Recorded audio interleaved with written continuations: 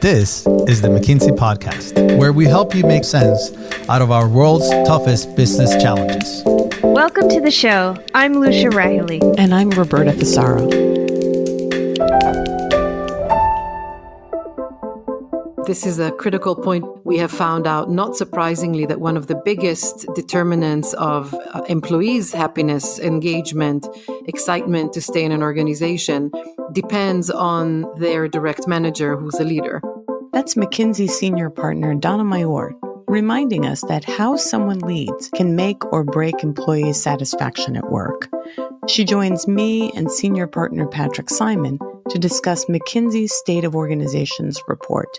It identifies 10 shifts that managers need to understand in order to attract and keep talent, work productively, and achieve growth. After, it can be scary to share a dissenting opinion, but Katy George, McKinsey's chief people officer, took that risk and reaped the rewards from our Rookie Moment series. Donna, Patrick, thanks so much for being on the podcast today. Thank you for having us. It's wonderful to be here. Thanks for having us, Roberta. It's no secret that the past few years have been incredibly tumultuous for everyone, but particularly for business leaders. McKinsey's recently released report on state of organizations sort of cuts through that tumult to talk about trends that are affecting companies today. I'm curious, Patrick, can you tell us a little bit about the whys and hows of the research? Why did we conduct this research and how did we go about it? Over the past years, we've seen a truly foundational tectonic shift of questions CEOs would ask us with respect to their organizational model. And there's many reasons for that. Over the past years, we've seen significant change in the external world. Obviously, we've all gone through the COVID phase. There's a new dynamic in Europe with a war. Inflation has been up. There's been a disruption to supply chains. But there's also a new set of capabilities on the horizon that organizations need to be able to provide to be successful around sustainability, advanced analytics, AI, and many other aspects. What are the biggest shifts that the C-suite needs to be aware of in order to successfully transform organizations? A number of clients asked us to provide that view, so we went off and did some research starting last year, asking 2,500 business leaders what they see are the biggest organizational shifts everyone should be aware of. And we came up with 10 shifts that explain most of that equation. By the way, only about half the organizations that we talked about feel ready and feel prepared for the coming years when it comes to organizational transformation. And the other half is still looking for an answer on how to best go about it. We believe the 10 shifts will act as a compass and hopefully provide enough direction for that journey to come. Donna, Patrick mentioned that the team surveyed more than 2,500 leaders from organizations around the world.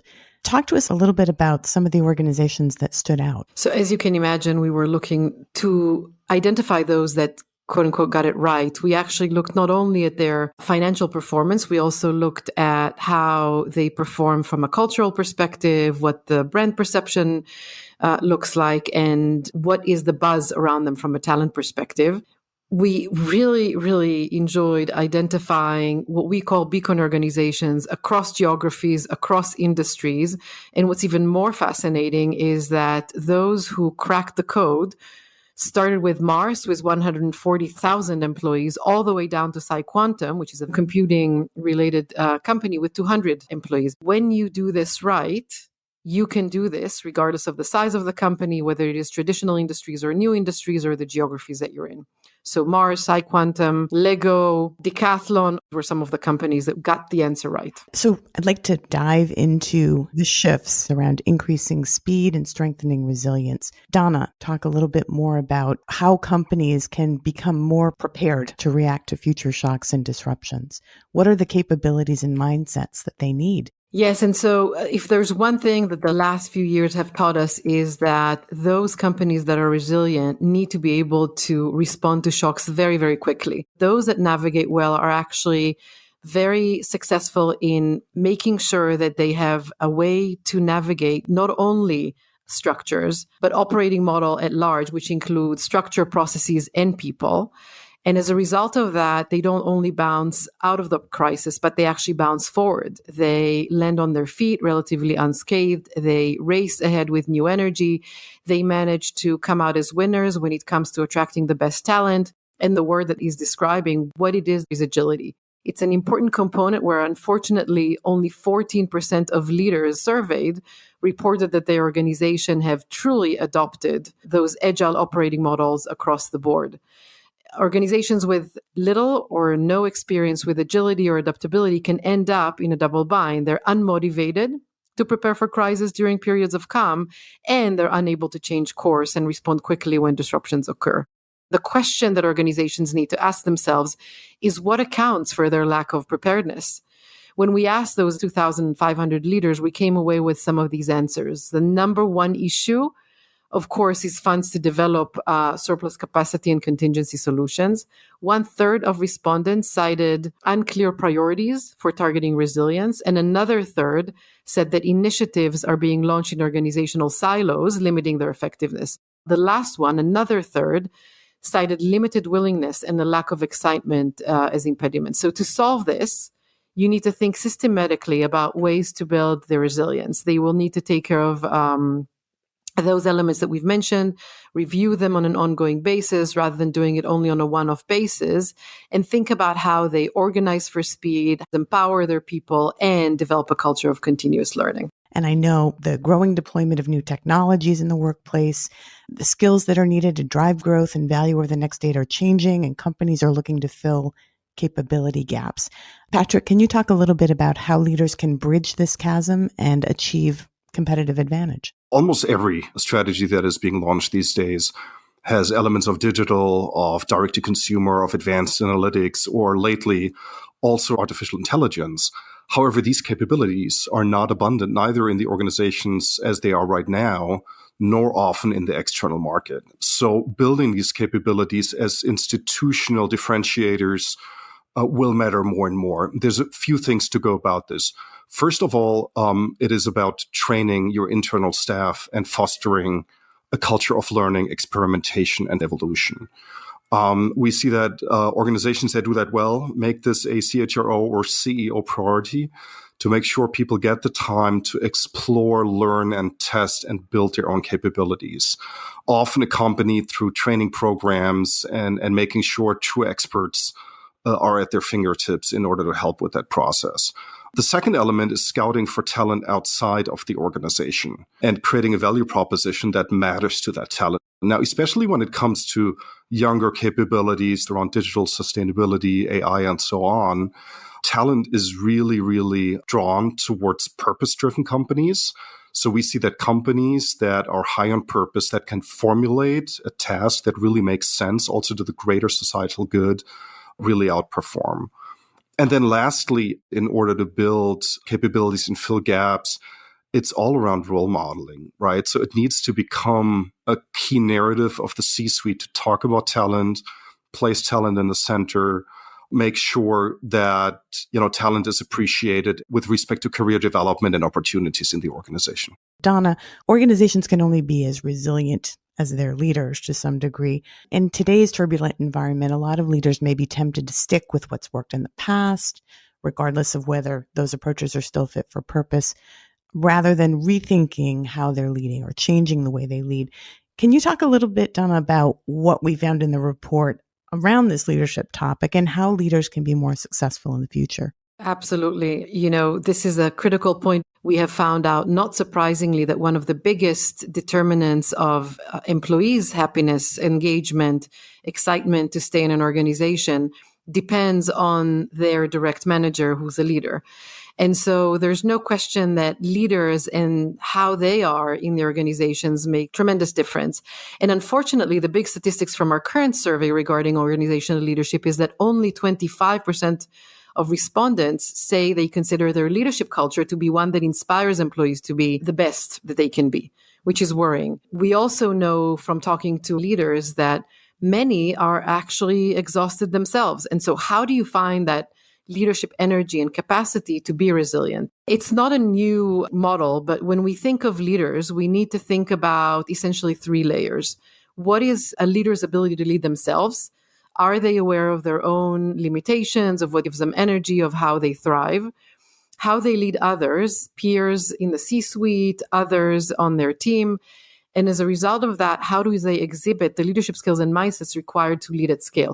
And so the three biggest obstacles that prevent organizations from switching up their leadership styles are lack of incentives, short-term thinking, and the lack of training. Many organizations are taking measures to break through that, right? Almost 40% of respondents say their organizations have made development a core part of leaders' daily work. They actually take measures of how much time is spent in developing others. And almost 30% say that they're making leadership training more accessible to more employees.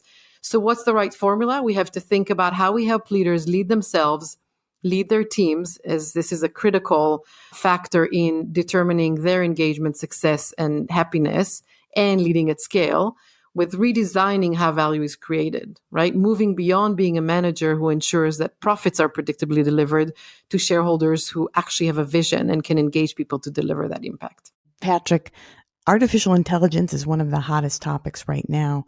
How are companies thinking about applied AI, one of our other trends in the report? So we're seeing questions come up and solutions evolve across the entire value chain.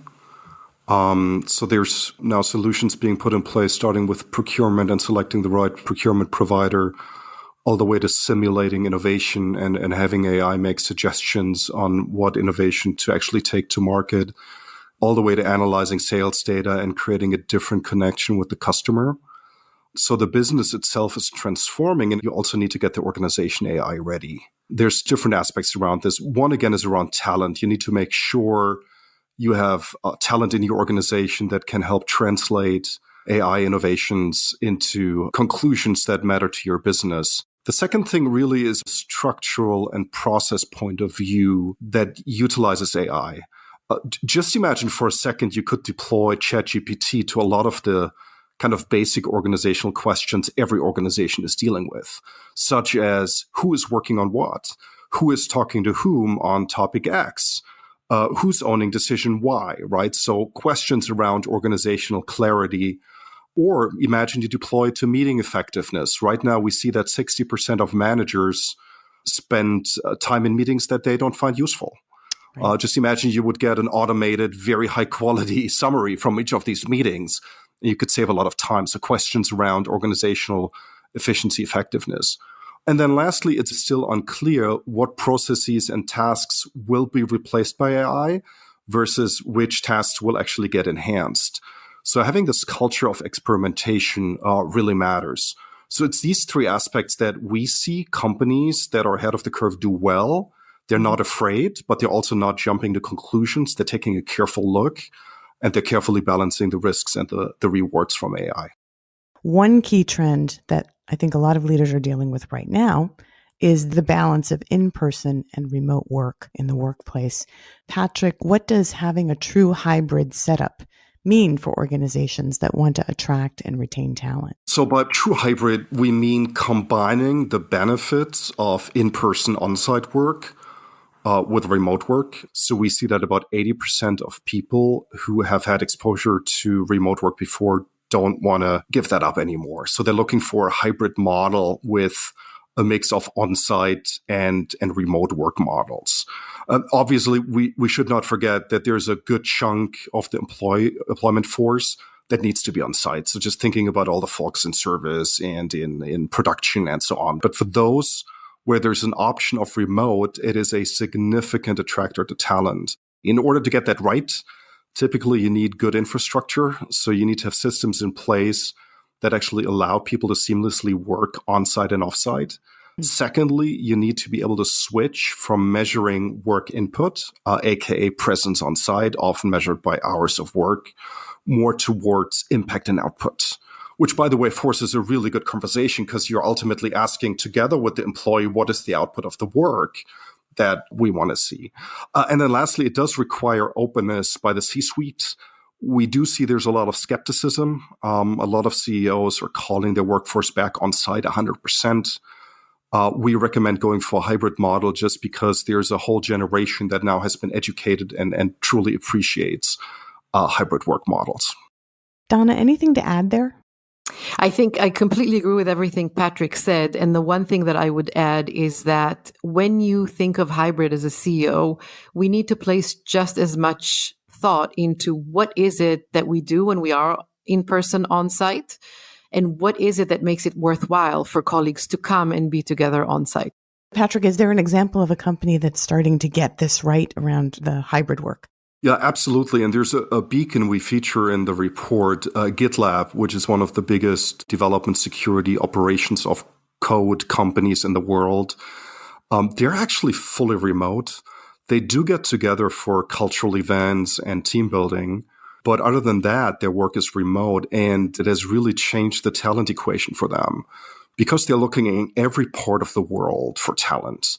And they have a system, a culture, they have interfaces, they have processes that allow them to integrate that talent into their ecosystem. So it's an extreme example because it's 100% remote. But again, the idea of culture enforced by leaders, infrastructure really matters. And therefore, they're doing really well with this model. Donna, any of these organizational shifts that we've discussed, if you were trying to address it, any one of them on their own, it would be a complex undertaking in its own right. Thinking about all 10 together seems to amount to a supreme challenge. How can leaders take the State of Organizations report? What can they do tomorrow to start to calibrate the ambition, capture new growth opportunities, and thrive in this unsettled world? It is probably a 4-part integrated approach. First and foremost, we like to talk about designing your organization to the value that you're aspiring to achieve. You should look at the organization and understand, as a CEO, where is the value trapped in your organization and what are those elements that would allow you to unleash this value. But this is the first thing to understand. When you understand that, this could guide you through cultivating talent. Where are the capability gaps? What is the kind of talent that I need to recruit? What is the kind of talent that I need to grow? There is no question that you need to invest in leadership because, as we've said, it is the leaders across the organizations that are a multiplier effect that give us the energy and power through those very demanding times. And lastly, I would say any journey that you embark on, particularly now that change is a feature and not a bug, is change behavior at scale. What is it that you need to do to put together a change plan that allows you to sustainably travel this journey? So I would say, in synthesis, 4 things: set the direction and calibrate the ambition, cultivate talent, invest in leadership, and think about change leadership at scale. This has been terrific. It's a great conversation. Donna, Patrick, thanks so much for taking the time today. Pleasure. Thank you, Roberta. Thanks for having us. Next up, McKinsey Chief People Officer Katy George was rewarded for her honesty and great idea from our Rookie Moment series.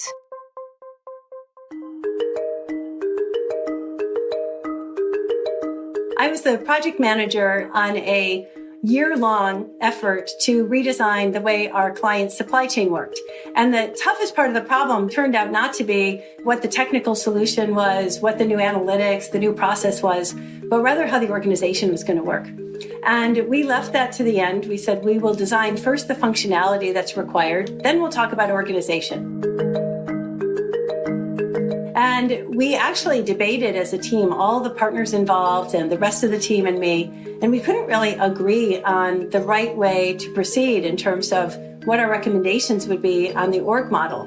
And in fact, one of the partners met with the CEO and came back from that meeting all excited that they'd aligned on something they thought would work. Well, I was the one closest to the problem, and I was the one who'd actually spent a full year working every single day with the people who'd have to execute in this new model. And when I heard about what they discussed, I realized that there were several fatal flaws. I was really nervous about telling my partner that because he had already aligned this with the CEO. But I did actually muster the courage to explain what I thought the problems were and what I thought a better model would be. And I was really amazed. Not only did he appreciate my input, he actually helped me structure a progress review to give to the CEO and his entire leadership team the next day. And he was very clever because we actually structured all of the issues and kind of the key questions to determine what the right organization design was as part of the presentation, so that as the CEO listened to this presentation, he could understand why we were now steering to a different outcome than he had heard from the partner earlier. It was really fun. I felt totally in control, though very nervous, about presenting to the CEO and his leadership team. It normally probably would have been a presentation that one of the partners would have made. But because it had been my idea and I was passionate about the new structure, I was the one who gave the presentation and led the discussion. It went really well. They implemented my idea, and I think it is their organization structure to this very day.